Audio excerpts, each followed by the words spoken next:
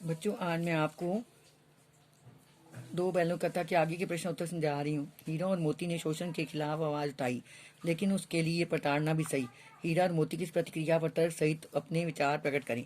उत्तर: हीरा और मोती को गया के घर से लेकर कांजी हाउस तक शोषण का शिकार होना पड़ता है। वे शोषण का अपने तरीके से विरोध करते हैं।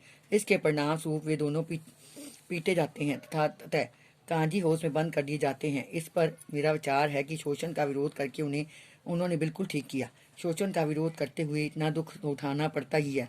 शोषित रहकर घुट घुट कर जीने तथा हर सांस के लिए दूसरे पर आश्रित रहने से अच्छा उनका विरोध है।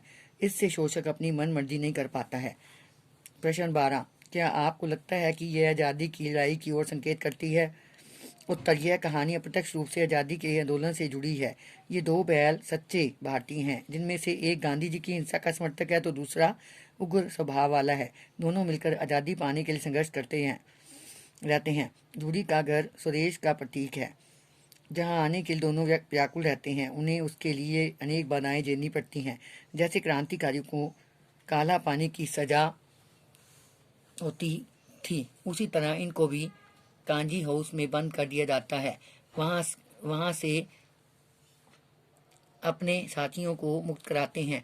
दोनों को मारने के लिए बदिक के हाथों भेज दिया जाता है, परंतु अंततः ये झूरी के घर अर्थात स्वदेश वापस आ ही जाते हैं। इस प्रकार निस्संदेह यह कहानी आज़ादी की लड़ाई की ओर संकेत करती है।